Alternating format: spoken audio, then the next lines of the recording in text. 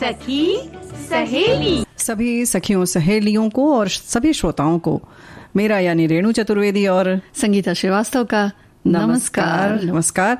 और हमारे बहुत सारे साथी, देखो हम बराबर ये बात करते हैं कि कोई चाय पी रहा होगा, कोई बैठा होगा, लेकिन वहीं हमारे बहुत सारे साथी हैं, कुछ सिलाई कर रहे होते हैं, कुछ बुनाई कर रहे होते हैं, मतलब साड़ी वगैरह बुन रहे होते हैं, कपड़े बुन रहे होते हैं, कोई जैसे कि घर बनाने का काम कर रहे होते हैं, कोई लकड़ी के सामान आदि बना रहे होते हैं, और वो सब बड़ी शिद्दत से कार्यक्रम को सुनते हैं। तो भाई उन सबका स्वागत। और आप जो श्रम कर रहे हैं इस गर्मी में, हम आपको सलाम करते हैं। खेतों में भी हमारे किसान जो रहते हैं वो काम करते रहते हैं। तो कई बार ये देखा गया कि मुंडेर, ये जो मेड़ होती है या कोई मुंडेर होती है, वहां पर भी बिल्कुल आराम से रख दिया जाता है। और भाई ये तो तुमने बता दिया कि रख दिया जाता है ट्रांजिस्टर, लेकिन जब से फोन में आ गया है न्यूज ऑन AIR ऐप पर, तब तो हमारे किसान भाई ने बताया था कोरोना के समय कि भाई हम ऐसे सिर पर गमछा जब बांधते हैं, कोई भी कपड़ा मोटा, क्योंकि बहुत धूप है, उसी में ऐसे खोस लेते हैं फोन और काम करते रहते हैं और कार्यक्रम सुनते रहते हैं। तो भाई ये बड़ी प्यारी प्यारी बातें हैं आप सबकी, जिस तरह से आप लोग अलग अलग तरह से सुनते हैं।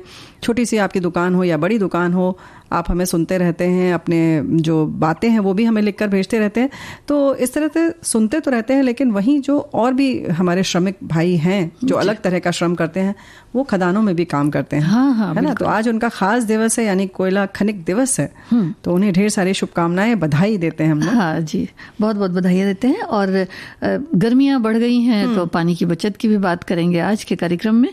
और वैसे तो हमारे श्रोताओं ने अब भी तो कई बार ये समझा होगा, ये देखा होगा कि पानी की सप्लाई जो है वो भी थोड़ी बहुत बाधित होती है कभी ना कभी, तो थोड़ी बहुत तो पानी की बचत उन्होंने जरूर की होगी भाई। लेकिन हम तो चलो बाद में बात करेंगे, क्योंककि ये तो कोई मतलब नहीं है कि गर्मी हो गई इसलिए हम पानी की बचत करें। पानी की बचत हमें 365 दिन करनी चाहिए। जैसे कि हम 365 दिन पानी पीते हैं, खाना खाते हैं, सांस लेते हैं, वैसे ही ये महत्वपूर्ण है जी। अब खाने की बात आई है तो आज व्यंजन विधि बताएंगे जी बिल्कुल।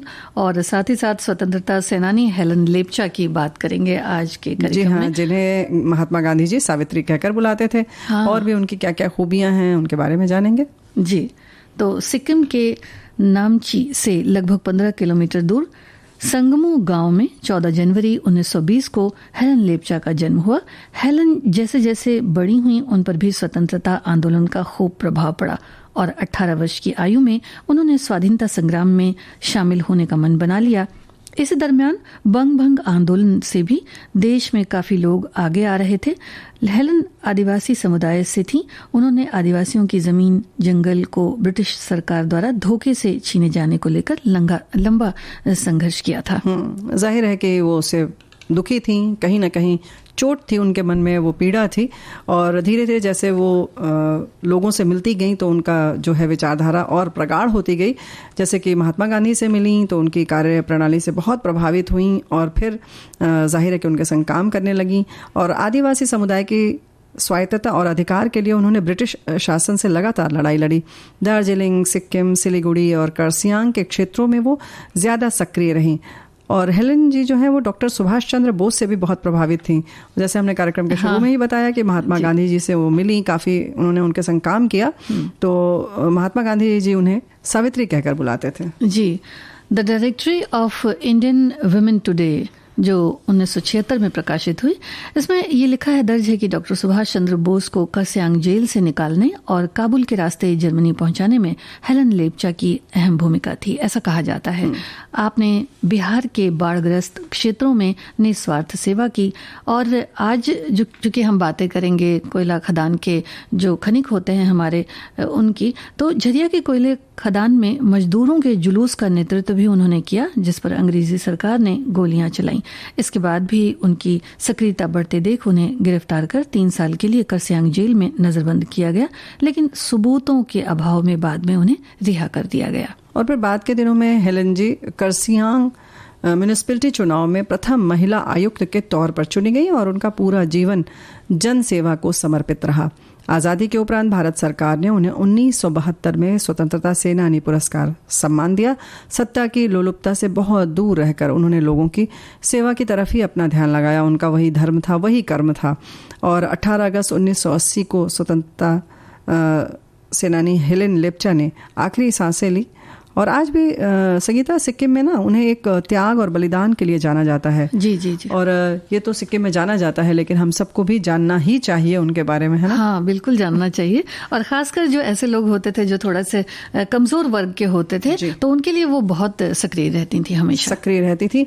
संगीता, एक बात और है, जैसे कि ये आज ही हम लोग बात कर रहे थे, स्वतंत्रता संग्राम सेनानियों में बहुत सारे हमारे ऐसे लोग हैं जिनका नाम भी नहीं पता, जिनका पता भी है। जैसे कि अगर हम बात करें आपका लेप्चा जी का, तो हेलेन का पता है, लेकिन और भी उन्होंने क्या क्या किया होगा, कहाँ दफन है नहीं पता। तो ऐसी बहुत सारी अनसुनी कहानियां भी हैं जो हम तक नहीं पहुंच पाई या किसी और को भी वो नहीं बता पाई, है ना? बिल्कुल। तो ऐसे तमाम उनके कारनामों के लिए हम उन्हें शत शत नमन करते हैं और याद करते हैं उन सभी स्वतंत्रता संग्राम सेनानियों को।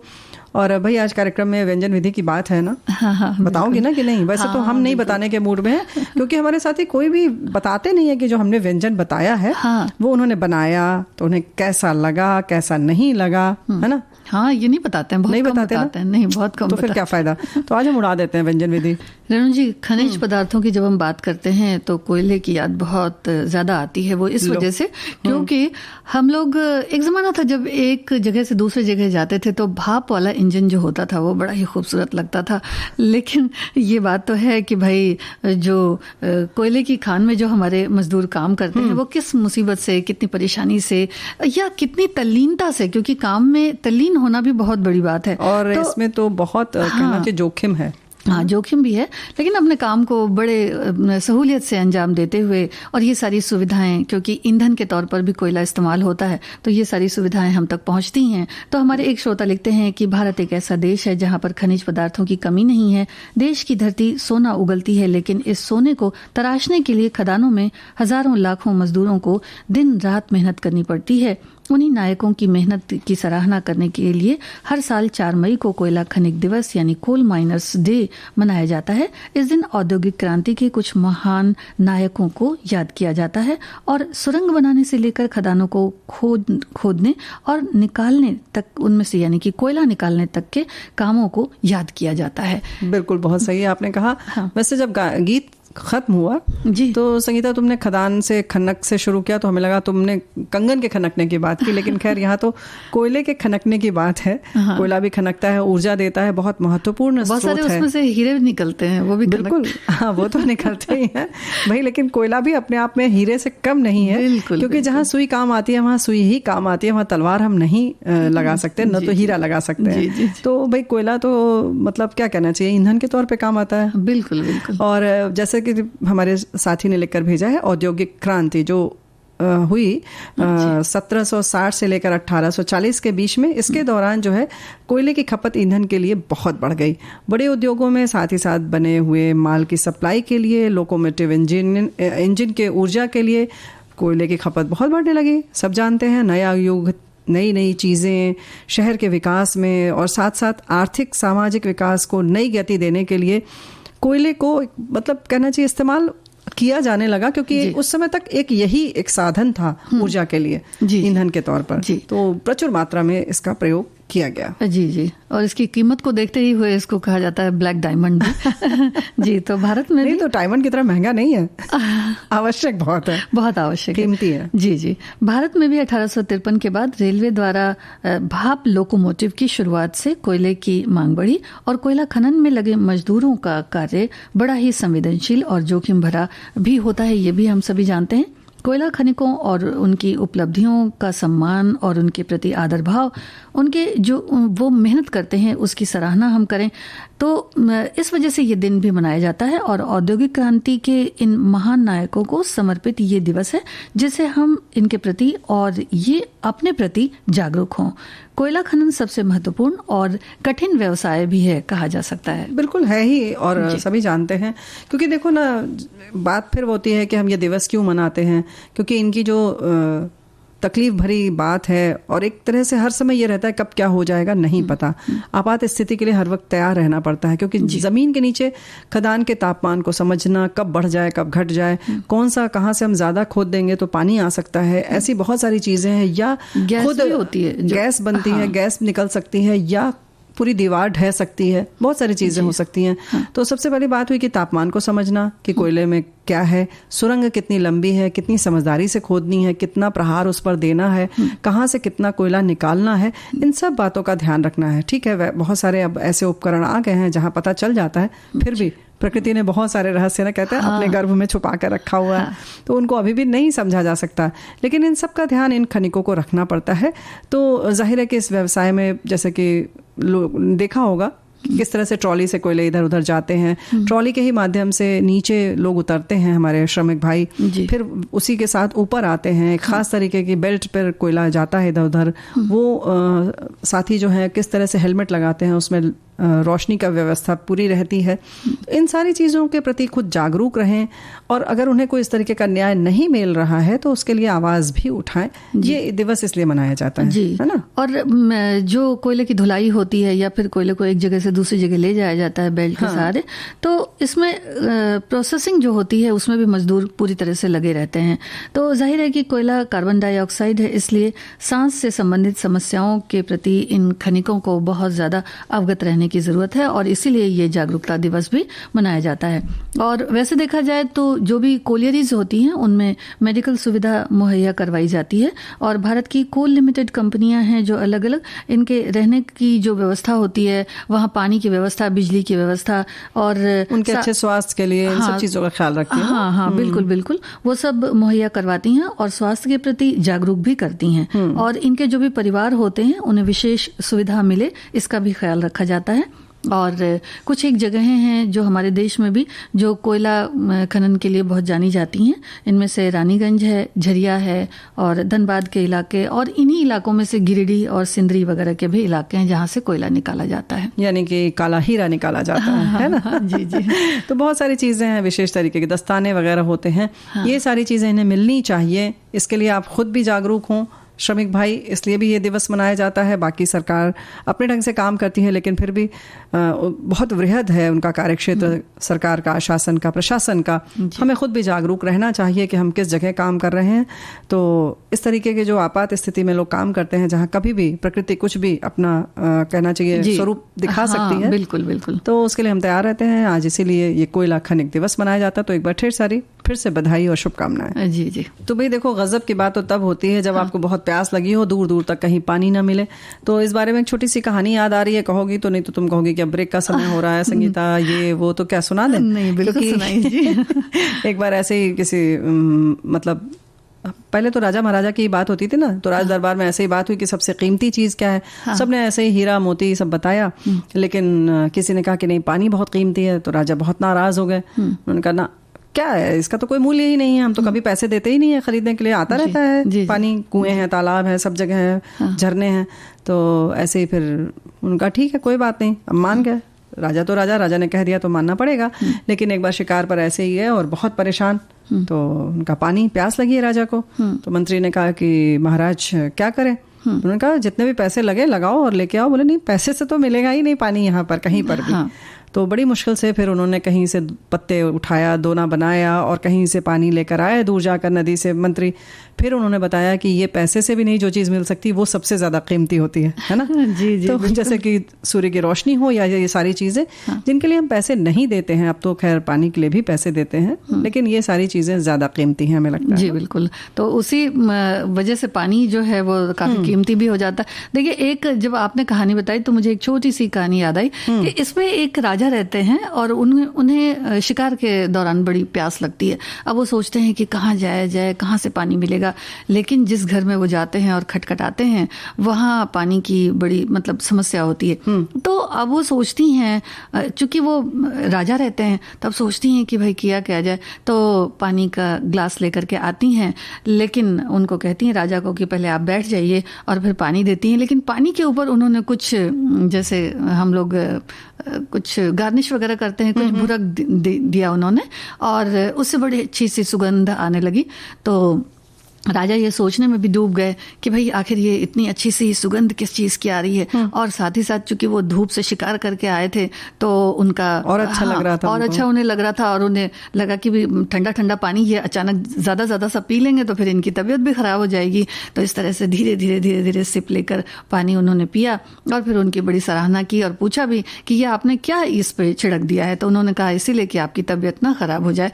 तो पानी जो है वो बड़ा कीमती था, इस वजह से उन्होंने उस पानी की बचत भी की और उसका लुत्फ भी पूरी तरह से उठाया, और राजा को जो उनकी तबीयत ना खराब हो जाए इसका भी पूरा ध्यान रखा। क्या बात है। और फिर राजा ने उन्हें बहुत बताया कि भाई आपने तो बहुत समझदारी का काम किया। तो इस तरह से राजा ने उनकी तारीफ भी की। भाई लेकिन देखो ये तो हो गई तारीफ की बात, लेकिन क्या हम कितनी तारीफ के लायक काम कर रहे हैं या नहीं कर रहे हैं, ये तो हम कभी सोचते ही नहीं है। जैसे हमने सोचा ना कि बेपनाह पानी है, तो घरेलू काम में हम किस तरह से ध्यान दें रोजमर्रा की जिंदगी में कि पानी कम से कम खर्च हो, जी है ना। तो जैसे कि हम कपड़े आदि धोते हैं तो इकट्ठा हो जाए, अगर वॉशिंग मशीन में धोना है तो इकट्ठा हो जाए तो ही धोएं, और अगर वॉशिंग मशीन में नहीं भी धोना है, बाल्टी आदि में धोना है तो भी काफी एक साथ एकत्र हो जाता है, तो जाहिर है कि पानी की बचत होती है। जी। तो बाल्टी आदि में भी धोएं तो रख कर धोएं, ऐसे सीधे नल के नीचे न उसको साफ करें, बल्कि बाल्टी में डाल के निचोड़ के और किसी तरह से, मतलब निचोड़ने में उसका ज्यादा साबुन निकाल लेंगे तो पानी कम लगेगा। और ऐसा कई बार देखा भी जाता है कि जो बर्तन हुए या कपड़े हुए,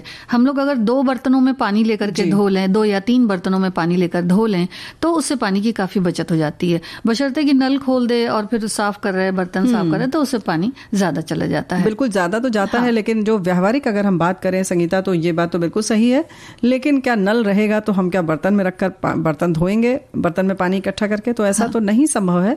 इसलिए हमारे साथी जरूर इस बात की कोशिश करें कि अनावश्यक रूप से पानी, जैसे हम नल खोल देते हैं और उसके बाद अगर कोई साबुन आदि लगाते रहते हैं उसके पानी से हटा के, तो भी नल नहीं बंद करते हैं, उसमें आलस्य करते हैं। हाँ। तो कोशिश करें कि जल्दी जल्दी नल बंद कर ले और जल्दी जल्दी खोल लें। हाँ बिल्कुल। और लीकेज भी अगर उसमें है तो उसको रिपेयर कर लें, ठीक कर लें, वो तो बहुत जरूरी है। तो ये भी है। और साथ ही साथ जो कपड़ा वगैरह धोते हैं हम, तो उसमें भी पानी बचाया जा सकता है कि अगर बाल्टियों में लेकर के धोएं, थोड़ा पानी लेकर धोएं, कि उसको सीधा नल के नीचे से न धोएं, तो उससे भी काफ़ी पानी की बचत होती।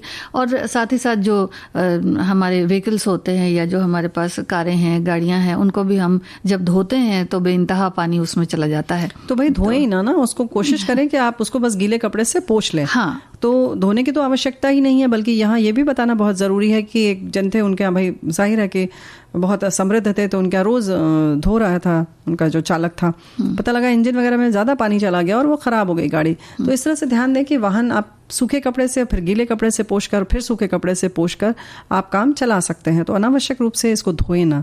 और धोने की जब बात आती है तो भाई जाहिर है कि हम अपनी स्वच्छता का ख्याल तो रखते ही हैं, स्वास्थ्य का भी ख्याल रखते हैं। तो सब्जी आदि तो हम कहते हैं ना ठीक से धोएं। हाँ। तो अब इसमें बचत कैसे की जाए? हाँ। तो इसमें बचत ये कर सकते हैं हम लोग कि पालक आदि जो भी हम साग धोते हैं, आलू धोते हैं, उन सब का पानी हम कहीं और प्रयोग में ला सकते हैं। बिल्कुल ला सकते हैं। अगर आपके घर में गमले वगैरह हैं तो उनमें डाल सकते हैं, आप पौधों के लिए भी उसको इस्तेमाल कर सकते हैं।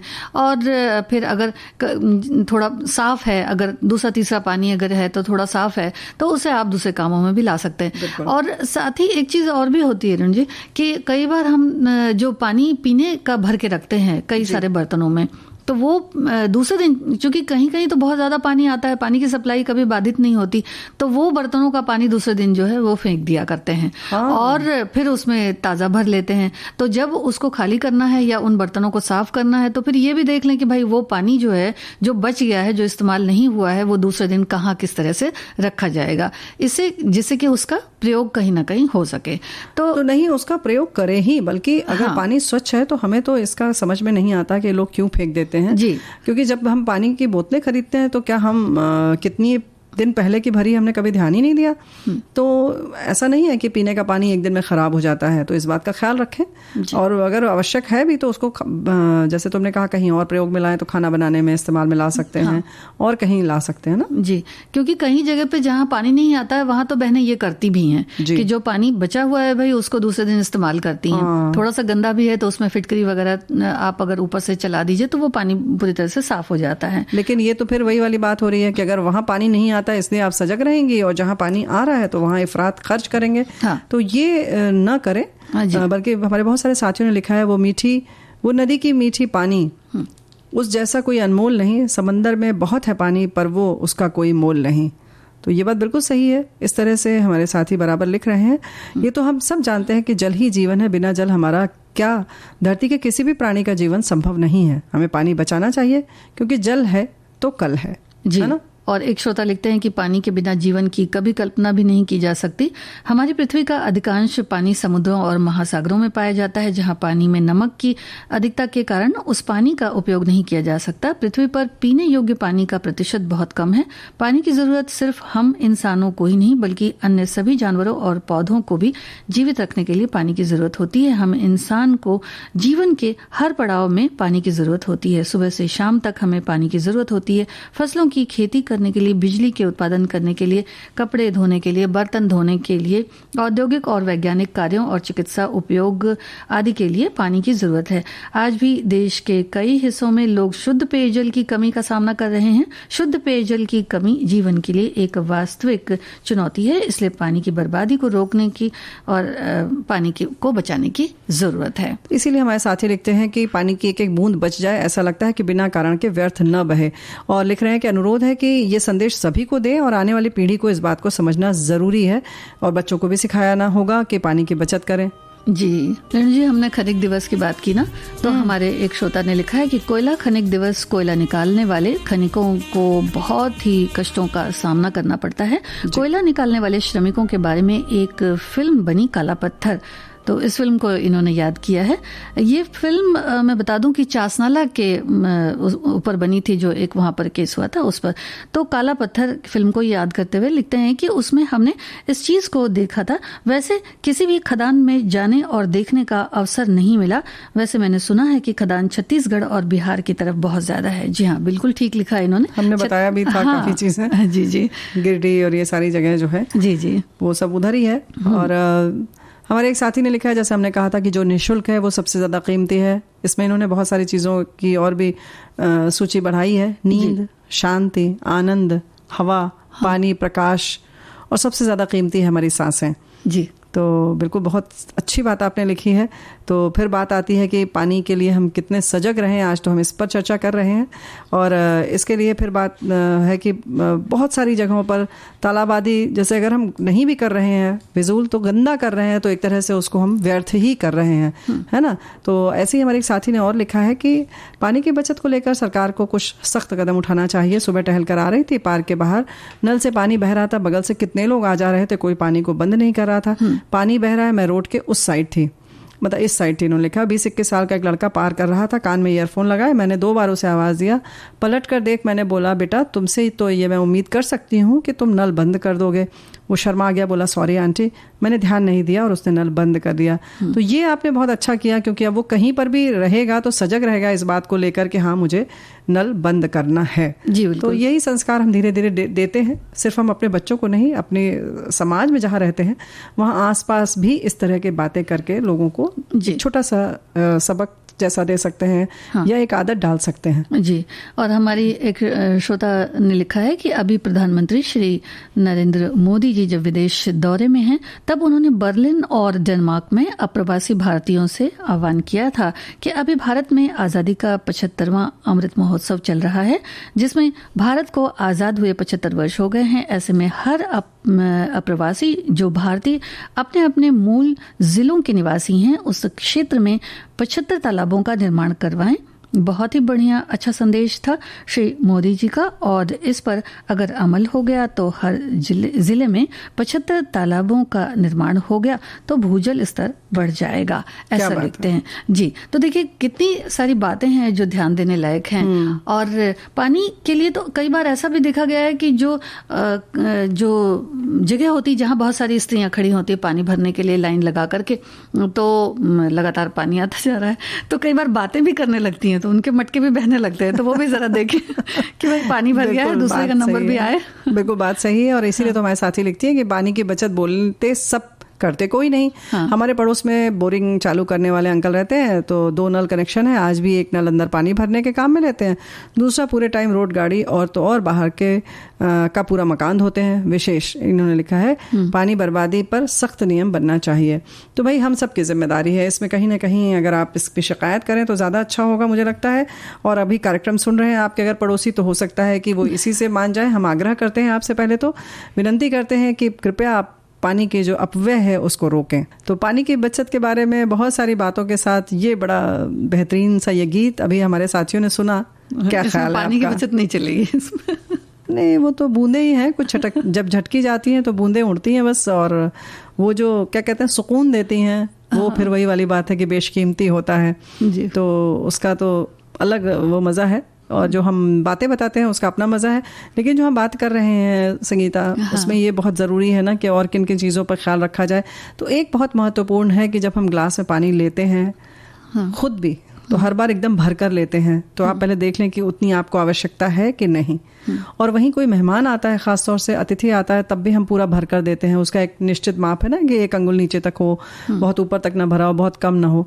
तो यहाँ पर हम कहते हैं एक नई परंपरा शुरू करनी होगी कि अगर आपको कम पानी पीना है तो पहले ही कह दीजिए कि हमें पानी कम दीजिए आप। बिल्कुल, ऐसा नहीं कि सिर्फ औपचारिकता में हमने 2 घूंट पिया और छोड़ दिया। नहीं, चाय में तो कहते ही है ना, तो पानी में भी कह सकते हैं। कहाँ चाय तो कहते हैं और दे दीजिए 1 आध कप।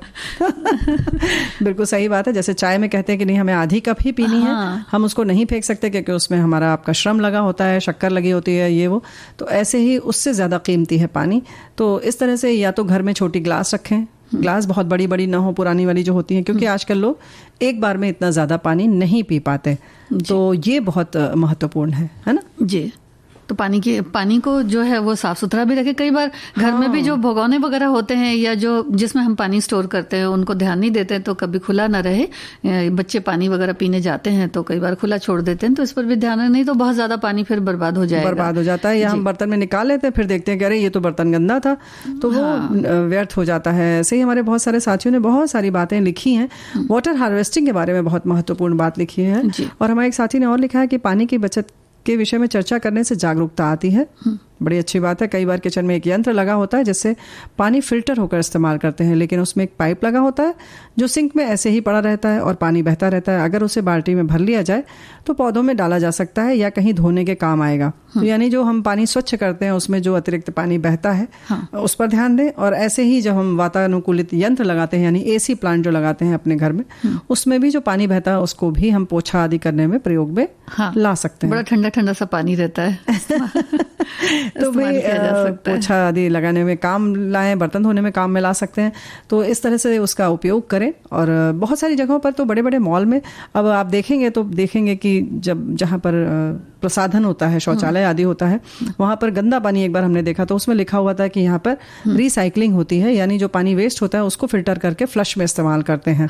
तो ये तो वृहद स्तर पर है। तो क्या हम घर में ऐसा नहीं लगा सकते? इस बात पर विचार किया जा सकता है। जी बिल्कुल। तो विचार करते रहेंगे। खाना कब बनाएंगे?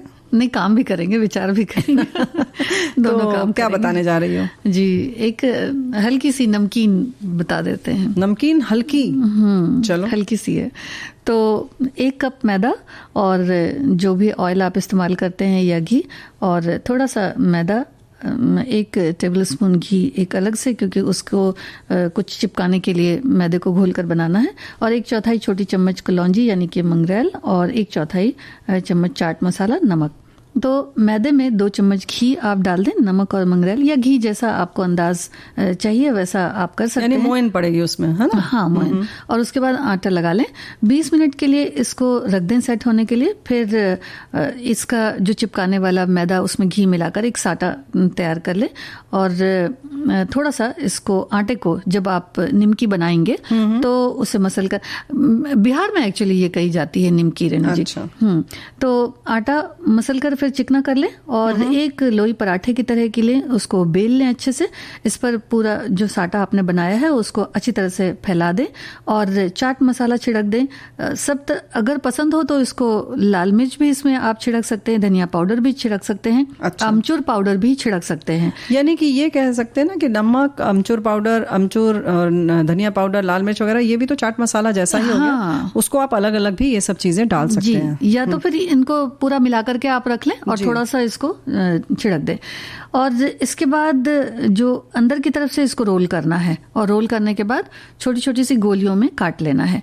एक एक इसमें से निकालना है और उसको तिकोना बेल लें और फोर्क से या फिर किसी भी चक्कू से उसको गोद करके और उसमें थोड़ा थोड़ा सा हल्का हल्का सा छेद करके मीडियम आंच पर धीरे धीरे से तल लें तो कुरकुरी हो जाएगी। यानी कि बहुत तेज आंच में अगर तलेंगे तो फिर अंदर से कच्ची रह जाएगी, क्योंकि इसमें परतें होती हैं। तो ये हल्का तो नहीं हुआ? 4 परतें तुमने कैसे कह दिया हल्का?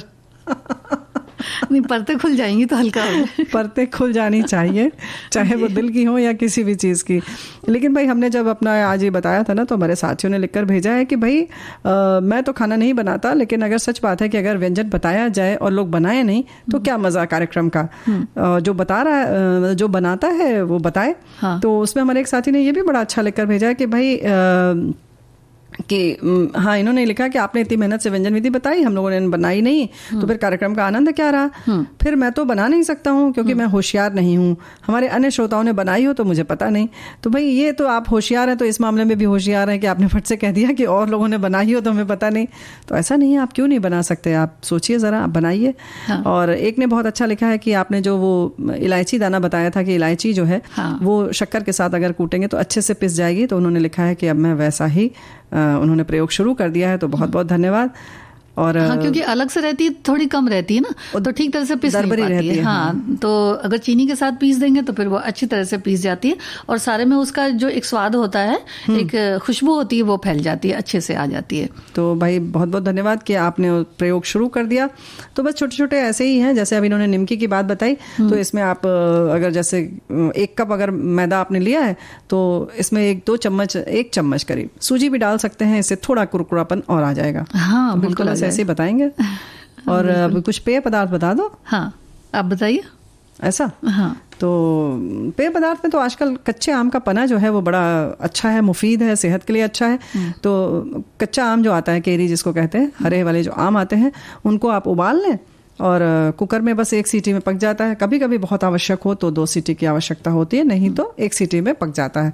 1 आम 2 आम अपने परिवार के सदस्यों की संख्या के अनुरूप आप ले लें और 1 गड्ढे पुदीना जो है उसकी पत्तियां निकाल लें, उसको पीस दें अलग, और इसके गूदे को, उबला हुआ आम जो है उसको अलग निकाल लें। जब थोड़ा ठंडा हो जाए तो उसके गूदे को अच्छे से निकाल लें, मैश कर लें, ज़रूरत पड़े तो मिक्सी में चला लें, नहीं तो आप हाथ से भी उसको मसल सकते हैं या छन्नी में छान लें। अब ये 2 पेस्ट तैयार हो गया, एक तो पुदीने का और एक आपका आम का। पुदीने में आपको अगर अच्छा लगता है, मिर्च खाते हैं, तो 1 हरी मिर्च भी आप पीस सकते हैं, नहीं तो कोई आवश्यक नहीं है। उसके संग इसमें काला नमक डाल दें और उसके साथ साथ भुना हुआ पिसा हुआ ज़ीरा, आजकल मौसम में हम रखते ही हैं, ऐसे ही काली मिर्च, ये सब स्वाद के हिसाब से मिला लें और एक पेय पदार्थ बना लें, या ये कह सकते हैं ना कि 1 जग करीब बन जाएगा। हाँ। 1 आम में, और उसमें पुदीना मिला लें और काला नमक, सादा नमक और भुना हुआ ज़ीरा का पाउडर और काली मिर्च पाउडर, ये सब आप मिला लें। खूब अच्छे से खाने के साथ भी खाएं, शाम को मन हो तो पानी पूरी खा सकते हैं, यानी गोलगप्पे खा सकते हैं उसमें पानी ये भर के। जी, और हाजमे के लिए भी अच्छा है, गर्मी के लिए भी अच्छा है। और कहीं से अगर आप लू में से आ रहे हैं, हाँ, तब इस तरीके के पने का अवश्य सेवन करें।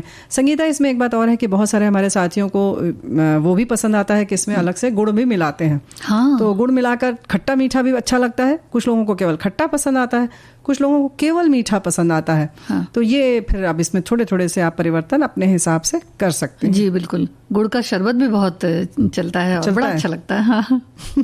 भाई देखो, तुमने अभी निमकी बताया संगीता जी, तो मैंने नोट किया, अभी फिर से मैं पढ़ रही थी उसको, तो उसमें ये नहीं बताया था ना कि कैसा आटा गूंदना। वैसे हमारे साथी ने भी लिखकर भेजा है, लेकिन ये तो बात सही है कि सख्त या नरम। हाँ, सख्त। हाँ। तो भाई जिस तरीके की नमकीन बनती है, चाहे वो मठरी बने, नमक पारा बने, कुछ भी बने, या शक्कर पारा भी बनाना होता है, हाँ, तो थोड़ा सा सख्त ही गूंदा जाता है इस तरीके के मैदे को, क्योंकि उसमें मोयन पड़ा रहता है ना, तो जब वो तली जाएगी तो वो अपने आप ही सॉफ्ट हो जाएगी। क्या बात है, इसलिए जी। और मोजिटो सिरप बता दें अपने श्रोताओं को। तो मोजिटो सिरप बनाने के कहीं इसको मोहितो भी कहते हैं रेणु जी। तो इसके लिए सामग्री लिख लें। 1 केजी चीनी, यानी कि ये सिरप बनाकर आपको रखना है जी। तो 1 किलो चीनी, 24 नींबू लेने हैं, इनको 2 टुकड़ों में काटकर उनका रस निकाल लीजिए आप। 800 ग्राम पुदीने की पत्ती, और इसे मतलब नींबू के रस के साथ पीस लेना। पुदीने की पत्तियां निकालकर पानी में नहीं पीसनी है, नींबू के रस में ही पीस लेनी है। अच्छा जी। और अब इसको बनाना इस तरह से है कि पहले 2 कप पानी डालकर 3 तार की चाशनी जो चीनी आपके पास है उससे बना लें और इसमें 1 चम्मच नींबू का रस मिला दें जब आपकी चाशनी तैयार होने लगे तब, क्योंकि अगर नींबू का रस नहीं मिलाएंगे तो चाशनी थोड़ी सी जम जाती है, मिला देंगे तो नहीं जमेगी। अब जो पुदीना आपने रखा हुआ है पिसा हुआ, मतलब नींबू के रस के साथ, उसको इसमें मिला देना है और इसको एक बॉटल में यानी कांच की बॉटल में आप भर कर रख लें। और ये हो गया आपका मोजिटो सिरप। और जब इसे बनाना हो तो ग्लास में बर्फ़ के टुकड़े अगर आप डालना चाहते हैं, ठंडा अच्छा लगता है तो वो डालें और उसके बाद 3 चम्मच मोजिटो सिरप डालें इसमें और इसके ऊपर से सोडा वाटर जो आता है वो डालें।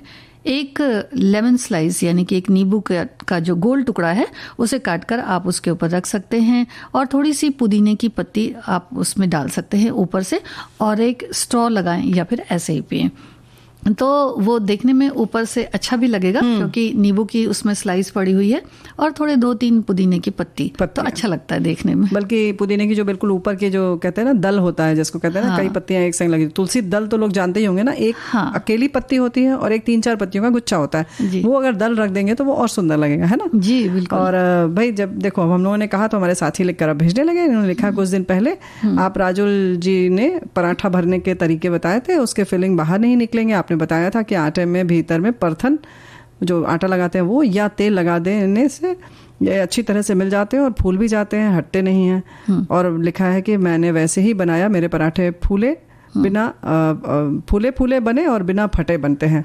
तो वैसे इन्होंने माफ़ी मांगी है कि हमें सचमुच ये सब बातें शेयर करनी चाहिए थी। वही ऐसा कुछ नहीं है, आप लोग अच्छे से बनाएं, खुश रहें, बस हम तो यही चाहते हैं, है कि नहीं। जी जी। और चीज़ें तो बहुत सारे हमारे साथी इससे भी बेहतरीन बनाते होंगे, लेकिन जो हमें पता है वो हम बताते रहते हैं। जैसे कि हमने नीम के फूल के बारे में बताया था, तो उसका प्रयोग आप अवश्य करें। और अगर इस सीज़न में आप नहीं कर सके हैं तो अगले सीज़न में आप ज़रूर करें। नीम का फूल एकत्र कर लें, उसको बिल्कुल सूखी कोरी कढ़ाई में पहले उसको भून लें, या आपने रोटी बना के हटे हैं तो उस तवा गर्म है उसी पर आप 2 मिनट लगेगा। इतने नाजुक होते हैं ये फूल कि उनको आप भून लें और उसके बाद 1 चम्मच, अगर 1 कप में अगर फूल है 1 कप बराबर, तो उसमें करीब 1 चम्मच आप देशी घी डाल के और फिर उसको वैसे ही सूखा भून लें, उस पर नमक छिड़क लें, थोड़ी काली मिर्च छिड़क लें, दाल चावल रोटी के साथ उसको खाइए, देखिए कितना स्वाद आता है। लेकिन हाँ, फूल एकत्र करने के लिए कहीं बाजार में नहीं मिलेगा, इसको आपको इकट्ठा करना पड़ेगा। तो बस इसके लिए फिर वही है कि हम ढूंढेंगे कि कहाँ है नीम का पेड़, कहाँ है नीम का पेड़। उसके नीचे की जगह साफ की जाएगी, हम लोग चादर बिछाते हैं, उसके बाद सुबह के समय वो झरता है फूल और वो ढेर सारा मिल जाता है। फिर थोड़ा साफ कर लीजिए और खाइए, खिलाइए। जी, थोड़ी सी मशक्कत करनी पड़ेगी। अरे लेकिन स्वाद और सेहत बिल्कुल का खजाना है। और उसकी जो छोटी छोटी पत्तियां होती हैं, जो कोपलें होती हैं, उनकी भी बड़ी अच्छी पकौड़ियां वगैरह बनती हैं। क्या मतलब है? जी बिल्कुल, सेहत के लिए बड़ी अच्छी होती हैं। और आप कुछ बता रही हैं रेणु जी? नहीं भैया, तुमने पहले पकौड़ी इतनी कड़वी खिलाओगे तो फिर हम उसके बाद क्या बताएंगे। हमने तो देखो बता दिया, कोमल पत्तियां होती हैं तो उसको तो मिश्री के संग खा लेना चाहिए, पता है। अच्छा। सीधे सीधे। अच्छा। नवरात्र में हम लोग शुरू में सब जरूर खाते हैं इसको। या जैसे कि गला जब खराब होता है, कभी आपको लग रहा है कहीं आप घूमने गए हैं या कहीं हैं होटल आदि में, आजकल तो लोग रिसोर्ट में भी ठहरते हैं या कहीं पर भी। मैं तो भाई एक बार किसी हॉस्टल में गई थी, तो वहां पर थोड़ा गला ऐसा लगा, तो वहीं देखा कोमल पत्तियां, उसको शक्कर के साथ खा लिया, बस गला ठीक हो गया। रेणु जी, समय हो गया है और अब सखी सहेली कार्यक्रम से ले लेते हैं इजाजत। सभी को संगीता श्रीवास्तव और रेणु चतुर्वेदी का नमस्कार।